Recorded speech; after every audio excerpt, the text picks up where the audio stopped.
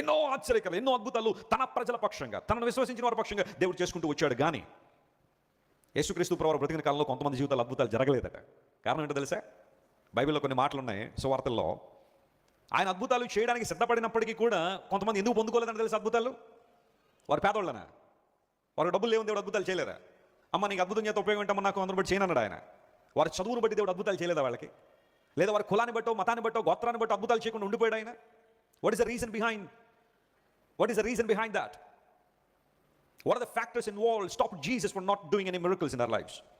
వారి జీవితాలు అద్భుతాలు జరగకపోవడానికి కారణం ఏంటో తెలుసా? బైబిల్లో చూపిస్తాను, లేఖనం ఒకసారి మనం గమనించాలి. మార్కు సువార్త దగ్గర రండి ఒకసారి. ప్రభువారు కూడా సేమ్ అలాంటి ఫీలింగ్లోనే వెళ్ళాడు. వీళ్ళకి యేసు ప్రభు ఎంత అందుబాటులో ఉంటే వాళ్ళు యేసు ప్రభు అంతగా ఉపయోగించుకోవడం మానేసి, లేదా ఆయన ద్వారా అద్భుతాలు పొందుకోవడం మానేసి, ఈయన మా కళ్ళ ముందే కదా పెరిగాడు, ఈయన మా కళ్ళ ముందే కదా వాళ్ళ నాన్నగారి వెనకాల తిరిగాడు, ఈయన మా కళ్ళ ముందే కదా వెళ్ళాడు అని కొంతమంది